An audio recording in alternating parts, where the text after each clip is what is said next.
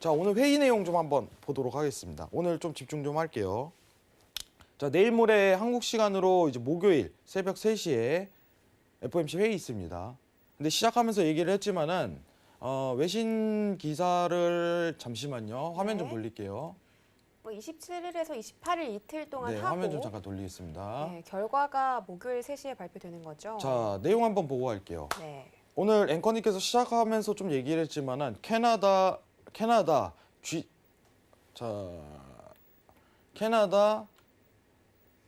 네, 주요 국가 중 네. 처음으로 캐나다 G7 중 처음으로 테이퍼링 돌입, 미 긴축 빨라지나라는 내용이 시장에서 좀 나왔었어요. 네. 자, 결말만 얘기하도록 하겠습니다. 결말만. 절대 안 합니다. 절대 안 해요. 할 수가 없다. 제가 왜 그런지 알려드리겠습니다. 지금부터 왜 그런지. 자, 여러분들 해성물 넘버원을 많이 시청하신 분들은 기억을 하실 거예요. 파월이 지난달 FOMC 회의 전문에서 나왔던 내용이 뭐였을까요? 앵커님 기억하시나요?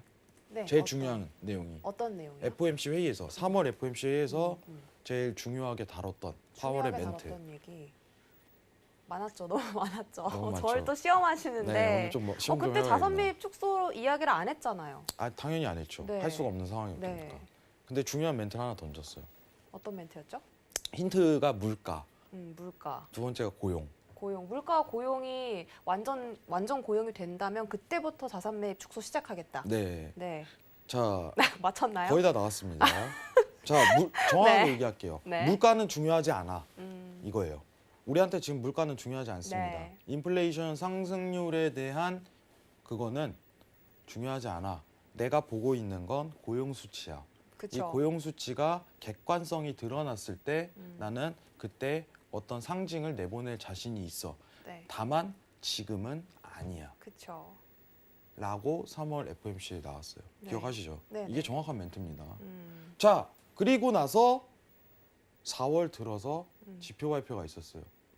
뭐가 있었죠? 고용 지표, ADP 비농업 부문 고용 그죠. 지표가 있었죠. 너무 좋게 나왔잖아요. 비농업 고용 지표가 있었습니다. 네. 자, 고용 지표가 딱 발표되고 나온 내용은 뭐였냐면은 네. 자, 지금 한번 비농업 고용 지수를 한번 같이 체크를 해보도록 할게요. 네. 이번 달 초에 나왔던 내용입니다. 자, 이 자리에요. 비농업 고용 지수 매달 첫째 주 금요일 날 발표 이어지죠. 이거는 매달 이어집니다. 자, 여기 비농업 고용 지수 있어요. 비농업 고용 지수가 뭐예요, 회장님?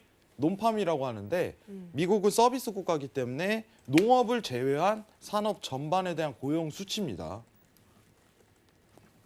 그러면 이 지표가 한 달 동안 미국의 고용 지표다, 고용 수치 값이다 라고서 판단하시면 돼요.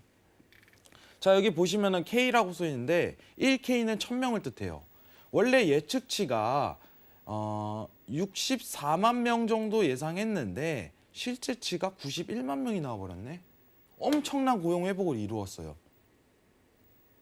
자, 이거 나오고 나서 이제 파월이 4월 9일에 인터뷰를 합니다. 그게 키포인트예요.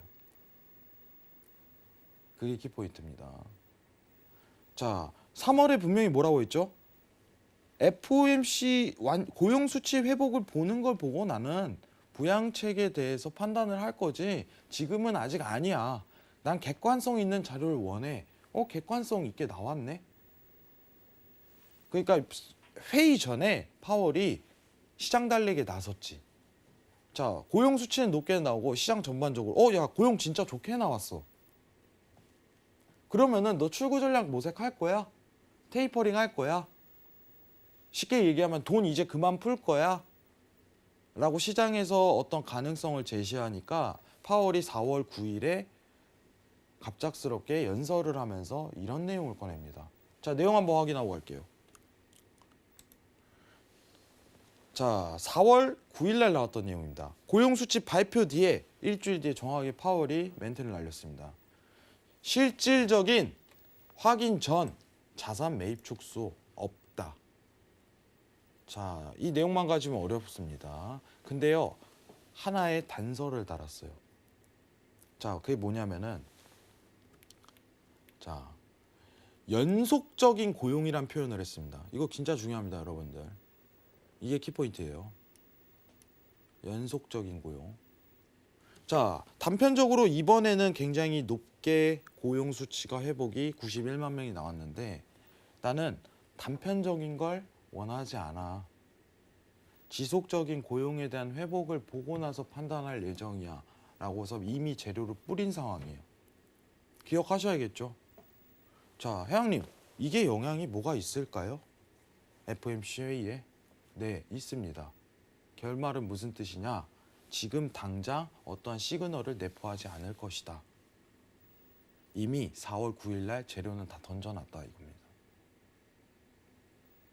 자, 그러면은 회의가 어떻게 보면 시장의 악재 조건에 해당이 되는지 아니면 긍정에 대한 효과를 일으키는지 판단 기준만 내세운다면 저는 긍정이라고 봅니다. 긍정이라고 봐요. 왜냐? 인프라 정책이 지금 바이든 정부 쪽에서 진행을 했었죠. 이대로 간다는 거예요. 회의의 영향은 안 받고. 그럼 시장은 긍정인 거예요. 굉장히 간단하게 생각을 해야 돼요. 자, 리포트 한번 보도록 하겠습니다. 여러분들. 자, FOMC에 대한 완화 기조 유지 예상. 정확하게 얘기하면은 연준이 경제 전망을 확신하려면 추가적인 데이터 축적이 필요하다 판단된다. 이 추가적인 데이터라는 건 연속된 고용 수치에 대한 회복 값입니다. 왜냐? 그렇게 객관성을 드러낸 게 파월 입에서 나왔기 때문에 인플레이션은 중요하지 않다. 앞으로 비농업 고용 지수에 의해서 통화 정책 변화를 예측해야 된다라고서 판단하셔야 됩니다. 이게 키포인트예요.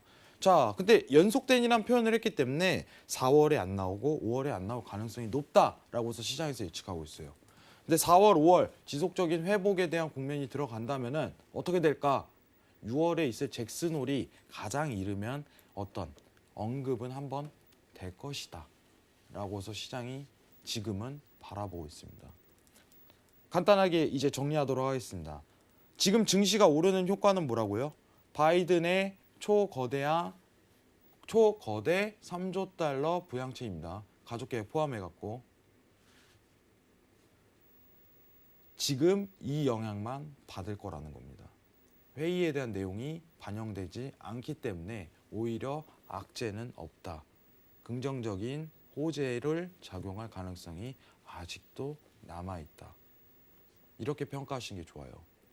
굉장히 간단하게 정리했습니다.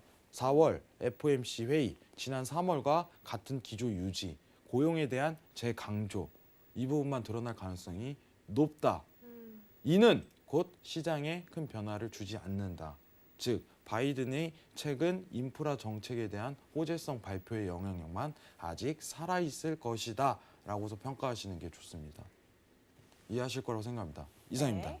알겠습니다. 자, 지금 현재 시장은 바이든의 대규모 부양책 그리고 연준의 유동성으로 인해서 이 부양 받고 있는 것이고 잭슨홀 미팅이 6월 달에 있는데 처음으로 테이퍼링에 대해서 시사할 가능성이 높다라고 말씀해 주셨습니다. 그 전까지는 시장이 상방으로 향한다는 건 변함없는 사실이다라고 챙겨드리겠고 자, 지금 미니나스닥 차트 잠깐 보실 수 있을까요? 네. 최저 13,918포인트를 터치했는데 지금도 계속 이 하락폭을 좀 키우려는 그런 움직임이 드러나는 것 같아서 다시 한번 지금 자리값이 유효한지 여쭤보고 싶은데요. 자, 지금 우리가 원래는 14,030에서 40 사이에 대한 지지력의 이 매수 구간을 포착을 했었죠. 네. 그리고 13,960포인트까지 반등이 들어가고 제가 중간에 끊어서 얘기한 거는 60포인트 도달했다면은 이 구간은 이제 본절로 홀딩 구간이다. 만약에 눌리면은요. 이거 그냥 오늘 수익 없이 마감 처리해버려야 돼요. 자, 이렇게 되면 회장님 어떻게 봅니까? 이제 지지력에 대한 평가 구간이 없기 때문에 추가적인 매수에 대한 확보를 위해서는 14,900 돌파가 일어선 다음부터 봐야 된다. 네. 지금 그러면요. 이 채널 폭이 있죠. 이 채널 폭, 이 구간에서 매매하면 안 돼요. 관망입니다. 여기서부터. 지금 시장 전략 원래 14,930에서 40포인트로 갔죠. 네. 그러다가 본절로 갔잖아요. 네네. 예. 그러면은 여기서부터는 매매 스탑이 되는 거예요. 본절가로 다시 왔으니까. 제가 보던 지지에 대한 포인트는요. 14,920포인트 최소 지지력만 평가를 한 건데 이탈 드러났다면은 추가적인 매수 사인은 없는 겁니다. 네. 없으면 접어야 돼요. 자, 혼선 드리기 싫습니다, 여러분한테. 지금 만약에 매수를 다시 보고 싶다. 기약을 하시는 분들은 14,000포인트 이탈이 드러나야지 그다음부터 매수 포인트가 드러납니다. 14,000포인트요? 네. 14,000포인트. 네네. 근데 만약에 극단적으로 이제 변곡에 대한 위치값을 한번 잡고 싶어요 라고서 지지를 내려드린다면은 볼 부분이 14,870포인트까지 눌려야 돼요. 지금 상황에서. 이 부분이 가장 가능성이 높아요. 60분 봉상 위치에서. 이 부분만 기억하시면 될 것 같아요. 이상입니다. 알겠습니다.